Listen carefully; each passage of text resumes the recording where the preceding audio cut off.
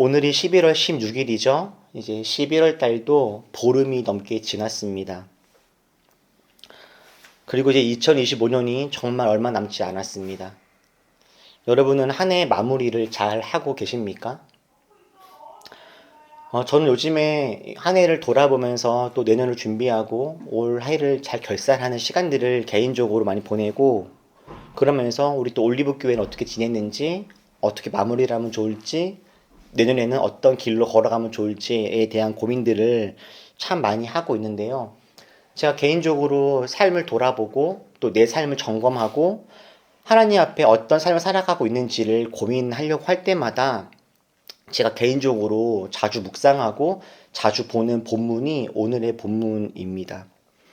그리고 오늘의 본문은 제가 새로운 공동체에 가거나 제가 어떤 사랑하는 사람들과의 만남이 있을 때면 종종 꼭 한 번씩은 나누는 이야기이기도 합니다.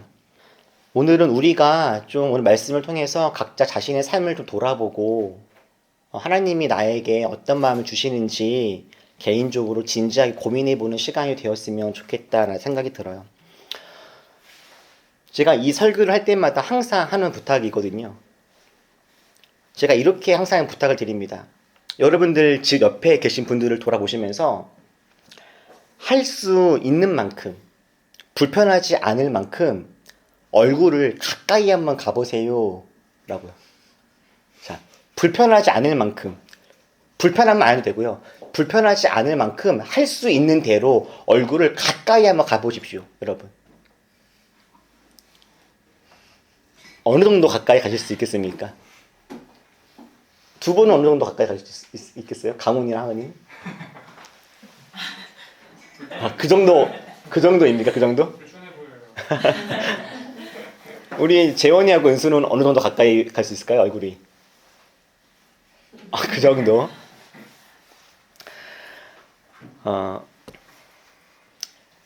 사람과 사람들, 그리고 동물과 동물들, 모든 사람과 동물들은요, 그 몸을 가까이 할 수 있는, 적당히 가까이 할 수 있는 그런 거리들이 다 있다고 합니다. 어떤 분들과는 얼굴을 맞댈 만큼 가까이 갈 수 있지만 아마 어떤 분들과는 얼굴과 얼굴 사이가 가까워질수록 매우 불편하고 당황스러운 그런 사람들도 아마 있을 겁니다. 사람을 포함한 모든 동물들은 상대방에 따라서 편안하게 생각하는 상대방과의 거리가 있습니다.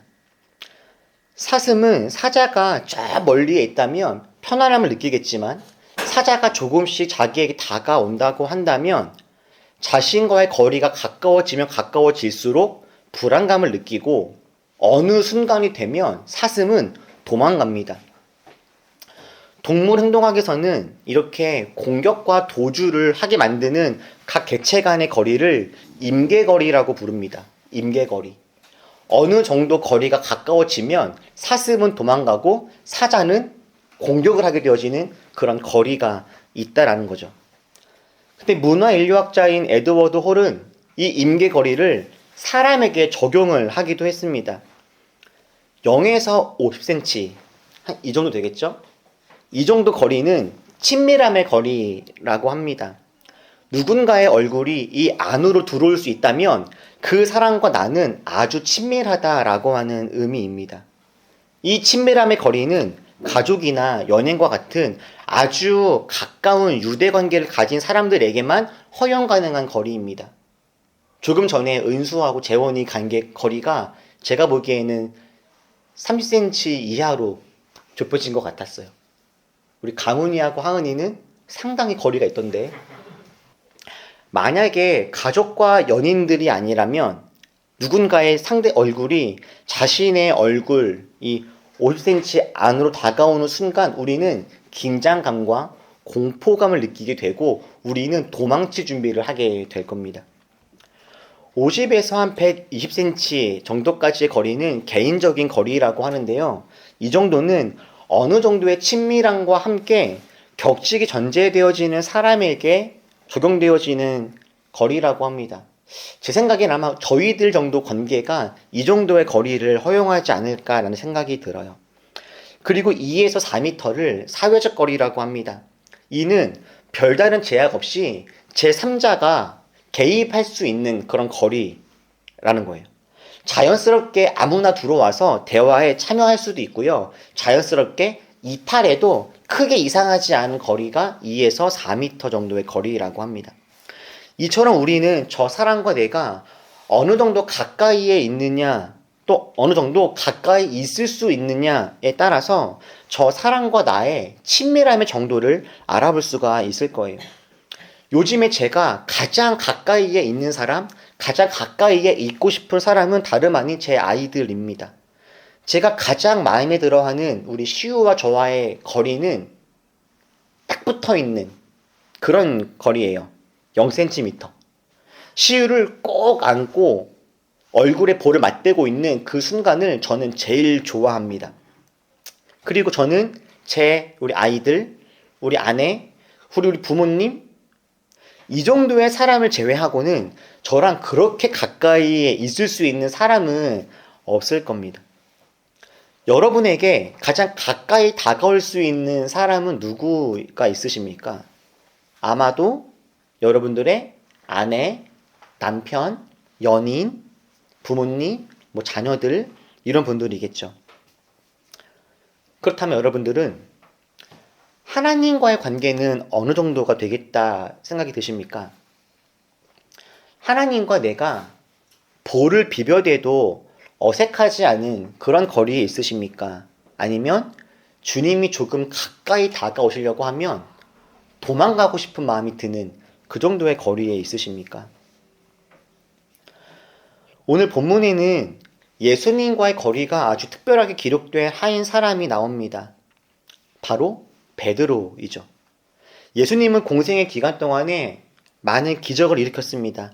병자들을 치유하셨고 가는 곳마다 회복의 일들을 이루어 주셨습니다. 그러면서도 예수님은 제자들에게 내가 고난당하게 될 것과 결국엔 십자가에 달리실 것도 미리 말씀을 하셨습니다. 그리고 우리가 오늘 읽은 본문 그 앞쪽을 보면 예수님은 정말로 로마 군인들에게 붙잡혀서 끌려가시는 모습들도 나옵니다. 예수님의 제자들은 주님께서 나는 곧 죽을 것이야 라는 말씀을 하셨음에도 불구하고 그 말을 온전히 이해하지는 못했습니다. 그들은 여전히 예수님이 로마라는 나라로부터 자신들을 물리적으로 이스라엘을 로마로부터 건져낼 수 있는 슈퍼히어로라고 정말 믿었습니다. 그런데 예수님께서 너무나 쉽게, 너무 순순히, 또 자발적으로 그렇게 잡혀가시는 모습을 보자 많은 제자들이 주님을 버려두고 도망을 쳤죠. 그런데 바로 모든 사람들이 다 도망을 치는 바로 그 순간에 예수님을 완벽하게 떠나지 않고 주님의 뒤를 따르는 한 사람이 있었는데 그 사람이 바로 베드로입니다. 모두가 다 주님을 떠나갈 때 베드로는 주님을 떠나지 않고 예수님을 뒤따라갑니다. 그런데 성경에서는 아주 이례적으로 예수님과 베드로 사이의 거리를 표현해 줍니다. 이렇게요. 우리 같이 한번 읽어볼까요? 시작. 그들은 예수를 붙잡아서 끌고 제사장의 집으로 데리고 갔다. 그런데 베드로는 멀찍이 떨어져서 뒤따라갔다. 성경이 지금 베드로와 예수님 사이의 거리를 어떻다라고 표현해 줍니까? 예수님과 베드로의 사이를 성경은 멀찍이라고 표현합니다. 사실 예수님이 잡히시던 바로 그 당시에 그 순간에 베드로는 아주 용감했습니다. 요한복음 18장 말씀을 보면 시몬 베드로가 예수님이 붙잡히시는 바로 그 순간 칼을 뺐다라고 이야기합니다. 칼을 빼서 예수님을 잡아가려고 하는 사람의 귀를 잘랐습니다. 베드로는 예수님을 잡아가려고 하는 바로 그 순간, 어떤 물리적인 충돌이 있을 법한 바로 그 순간에 지체하지 않고 칼을 빼서 예수님을 지킬 만한 마음이 이미 있는 사람이었습니다. 베드로는 이미 자신의 몸을 버려서 자신의 몸을 희생해서라도 예수님을 지키거나 싸움을 하려고 이미 마음을 먹었던 그런 사람입니다. 그런데 그런 베드로가 혼란스럽습니다. 베드로는 예수님의 능력과 비범함을 이미 일찍부터 알고 있었어요. 그래서 지난주에 우리가 함께 말씀을 나눴던 것처럼 베드로는 예수님께 주는 그리스도시요 살아계신 하나님의 아들입니다 라고 고백을 할 정도로 예수님이 특별한 분이심을 이미 베드로는 알고 있었던 사람이었습니다.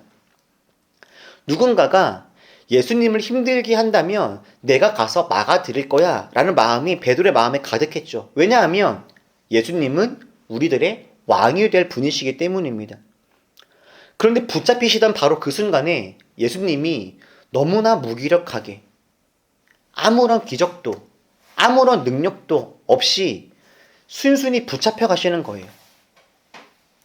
분명 지금쯤 자기가 칼을 빼서 누군가의 귀를 잘랐을 바로 이때쯤 이제는 기적이 일어나야 되는데 지금쯤에는 하늘의 천군 천사가 내려와서 예수님을 보호해야 하는데 지금쯤 천지가 요동하던가 바람과 폭풍이 불어서 예수님이 승리하시는 일들이 지금쯤 벌어져야 되는데 아무런 일도 벌어지지 않는 겁니다. 머리로는 분명히 주는 그리스도시요 살아계신 하나님의 아들이신 것이 너무나 분명한데 현실에서 예수님은 너무나 무기력하고 무능력하게 잡혀가고 계시는 거예요. 지금 베드로는 붙잡혀 가시는 예수님을 가까이에 따라가서 주님과 함께할 그런 용기는 없습니다. 너무 이상합니다. 상황 파악이 안 됩니다. 저 주님이 이럴 만한 분이 아닌데 왜 저렇게 현실에서 아무런 힘도 능력도 없이 저렇게 비참하게 끌려가시는지 알 수가 없습니다. 그 주님을 따라갈 용기가 안 납니다. 그런데 그렇다고 해서 주님을 과감하게 배신하고 도망칠 용기 역시 없습니다. 주님을 모른 척하고 도망치고 떠나가기에는 지금까지 보고 듣고 경험한 것이 너무나 많습니다. 주님과 함께 했던 시간들, 주님이 했던 여러 가지 기적들, 물에 빠져있는 자신을 건져냈던 주님의 놀라운 능력들, 이런 것들을 다 부인하기에는 지금까지 베드로는 너무나 많은 것들을 경험했고 누렸어요. 주님을 위해서 죽겠다라고 같이 따라가서 함께 로마 군인들과 함께 섞여 있을 수 있는 그 용기는 없지만 주님을 배신할 수도 없는 베드로는 결국에 예수님을 멀찍이에서 따라가게 되었던 거예요. 그럼 여러분, 이 멀찍이라고 하는 정도의 거리가 어느 정도의 거리가 될까요? 멀찍이는 이런 정도의 거리입니다. 만약에 예수님께서 지금이라도 기적을 행하시고 갑자기 모든 악한 이들을 물리치신다면 이제 주님 앞에 뛰어나가서 주님 제가 여기 있습니다. 제가 주님을 따르고 있었습니다. 저는 역시 주님이 승리하실 것을 알고 있었습니다. 저는 다른 사람들과 다르게 끝까지 주님을 따르는 중이었습니다. 라고 뻔뻔하게 고개를 내밀 수 있는 그런 거리입니다. 그런데 만약에 예수님이 지금처럼 무기력하게 잡혀가신다면 주님께서 고난받으시고 혹시라도 십자가라도 지신다면 그래서 정말 그렇게 돌아가시기라도 한다면 재빨리 도망칠 수도 있는 그런 거리죠. 예수님의 능력과 권능은 내가 갖고 싶지만 예수님의 고난과 십자가는 함께 짊어질 용기가 없는 그런 거리. 지금 이 막막한 현실 앞에서 예수님을 믿을 수도 없지만 그렇다고 떠날 수도 없는 거리. 이게 지금 베드로와 예수님 사이의 거리, 멀찍이인 거예요. 여러분은 베드로의 이 모습이 어떠십니까? 낯설게 느껴지십니까? 부끄럽지만 저는 베드로의 모습이 결코 낯설지가 않습니다. 저는 베드로의 모습을 자주 묵상하는 편입니다. 왜냐하면 이 모습이 제 모습이기도 하고 또 제가 만나는 많은 그리스도인들의 모습이기도 하기 때문이에요. 교회에서 예배를 드릴 때면 그리고 화려한 공간에 있거나 정말 대형 집회 안에 있을 때면 주님을 사랑하는 것이 이렇게 쉽나 싶을 때가 있습니다. 주님을 사랑하느라고 고백하는 것 이렇게 간단한 것인가 싶을 때가 있어요. 그런데 내 삶 속에서 내 생각과는 다르게 아무런 기적도 표적도 감동도 없는 삶의 현장에선 내 필요에 따라 언제나 주님을 떠나고 주님을 떠나지는 않더라도 모른 척하는 베드로의 이 모습이 저를 비롯한 많은 그리스도인들의 모습일 때가 아주 많다 싶어요. 그런데 문제는 이렇게 멀찍이 떨어져 걸어가는 사람들의 삶에 나타나는 모습들이 있다라고 하는 겁니다. 56절에 보니까 한 사람이 베드로에게 말을 겁니다. 한 여종이 불을 쬐고 있는 베드로를 가만히 보니까 낯이 익어요. 어디선가 본 적이 있는 얼굴입니다. 아, 저 사람 예수와 함께 있던 사람인가 라고 기억합니다. 다른 사람들에게 고발합니다. 저 사람 예수와 함께 있던 사람입니다 라고요. 그런데 그때 한 여종의 그 고발을 듣고서 베드로가 어떻게 응답합니까? 베드로가 이야기하죠. 나는 그를 모릅니다. 나는 저 예수를 모릅니다. 베드로는 심지어 예수님을 3번이나 부인합니다. 사람들 앞에서 나는 저기 십자가 짊어지고 가는 저 예수를 나는 모릅니다. 이렇게요. 3번이나 부인했다라고 말하는 것은 어쩔 수 없이 실수로 내 뜻과는 다르게 죄를 지었다라고 하는 의미가 아닙니다. 3번이나 부인했다라고 하는 것은 내 의지로, 내 결단으로, 내 힘으로 죄를 지었다고 하는 것을 의미합니다. 여러분, 우리들은요, 죄를 짓죠. 그런데 우리가 짓는 죄들은 우연히 어쩔 수 없이 깜빡해서 그렇게 짓는 죄들이 아닙니다. 우리들은 죄 지을 준비를 하고 있는 거예요. 그러다가 결국에 죄를 사랑함이 있어서 죄를 짓게 되는 것이죠. 실수로 어쩔 수 없이가 아니라 내 의지로, 내 결단으로, 우리들 안에 있는 욕망으로 우리는 죄를 짓고 살아가는 겁니다. 베드로처럼요. 그런데 여기에 더 가슴 아픈 사건이 한 가지가 있습니다. 베드로가 이렇게 예수님을 3번이나 부인하고 있는 이 모습을 주님께서 다 보셨다라는 거예요. 예수님이 보십니다. 자신을 멀찍이에서 따르던 베드로를요. 그리고 그 베드로가 3번이나 나를 모른다고 하는 그 모습을 예수님께서 다 보십니다. 여담이지만 저희가 8월 달에 수련회 갔다 온 날 있지 않습니까? 주일날. 그날이 우리 은우가 학교에서 농구 시합하는 날이었어요. 저녁에 은우를 데리고서 농구장에 데려가뒀습니다.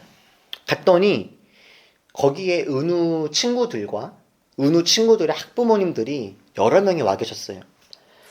주차장에는 이미 차들이 다 만차여서 제 차는 밖에다가 됐습니다. 그런데 들어가는데 차들이 다 좋아요. 그러지 않아도 은우가 지난번에 자기 친구네 아빠가 BMW를 타고 자기를 데려다 주었다라고 하는 이야기를 해준 적이 있었는데 그 차도 보이더라고요. 저 차인가 보다라고. 농구를 하는데 은우는 여러 가지 이유에서 오랜 시간 뛰지 못하고 후보로 잠깐만 뛰고 있는 상황이었어요. 저는 뒤에서 다른 학부모님들과 함께 그 모습을 이렇게 지켜보고 있었죠. 그런데 경기가 다 끝나고 집에 돌아가려고 하는데 이제 은우가 다 끝나고 나올 거 아닙니까? 이렇게 제가 뒤에 있었고요. 저는 반가운 마음에 은우를 격려해주고 싶어서 은우야 집에 가자라고 이야기하는데 은우가 저를 이렇게 본체만치 하는 겁니다. 그러더니 저한테 약간 조금 이렇게 짜증 섞인 말투로 뭐 이렇게 툭툭 치며 나오는 거예요. 근데 그 모습을 보는데 제가 조금 당황스러웠어요. 왜 저러지? 라고. 근데 그때 제 스스로 마음속에 어떤 마음이 딱 들었냐면 혹시 내가 부끄러운가? 라는 오해가 드는 거예요. 제 마음속에 혼자서 그냥. 다른 학부모님들이 막 이렇게 있을 때 내가 옷을 좀 이상하게 입고 갔나? 또는 우리 차가 좋은 차가 아니라서 제가 좀 그런가? 여러 가지 생각들이 혼자 스쳐 지나가더라고요. 그래서 은우가 사람도 많은데 아빠한테 다정하게 하지 않고 이렇게 휙 지나가는 그 모습을 보는데 마음이 엄청 섭섭했습니다. 나중에 얘기를 들어보니까 자기가 잘 많은 시간 뛰지 못하고 또 많은 사람들이 있는 상황이다 보니까 부끄러워서 그랬다 이렇게 이야기를 했는데 저는 그 순간 저 스스로가 그냥 오만 가지 생각이 떠오르더라고요. 내가 잘못했나? 내가 부끄러운가? 은우 보기에 아빠가 좋은 아빠가 아닌가? 등등등등이요. 저는 감히 예수님의 이때의 마음들이 감히 상상이 돼요. 어땠을까? 나는 너희들을 사랑하고 너희들을 살리기 위해서 십자가를 지고 있는데 힘들고 어려워도 참고 견디고 있는데 내가 살리고자 하는 저 사람들은 나를 모른다고 합니다. 나는 너희들 살리려고 십자가를 지고 올라가고 있는데 내가 살리고 싶은 내가 사랑하는 저 사람들은 나를 모른 척해요. 나를 떠나고 부인하고 배신합니다. 주님 마음이 어땠을까 싶어요. 사랑하는 여러분, 요즘 여러분과 하나님 사이의 거리는 어느 정도가 되십니까? 많은 사람들이 이미 주님을 떠나갔고 누군가는 멀찍이 떨어져 있습니다.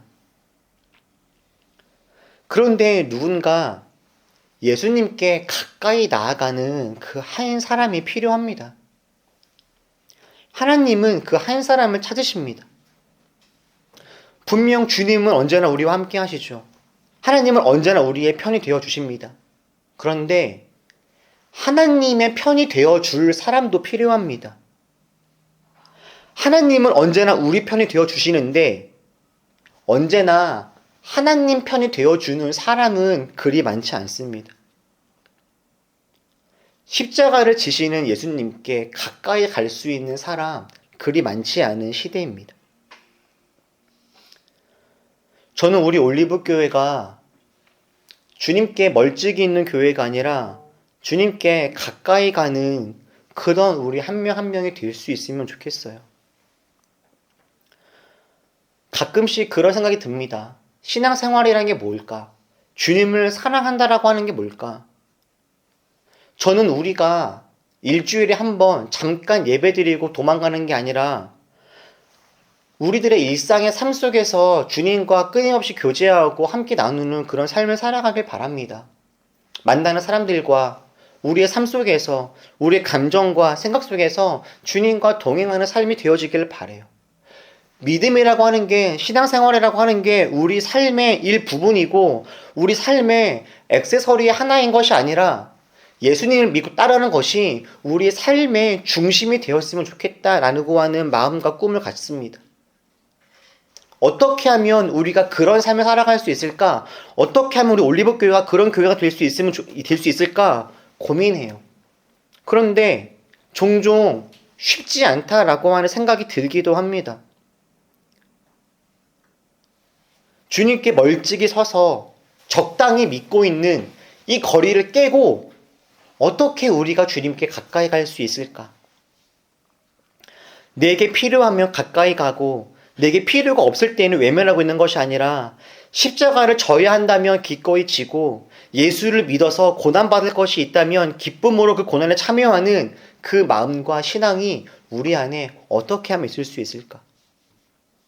사랑하는 여러분, 우리 하나님께 한 발 더 가까이 갑시다.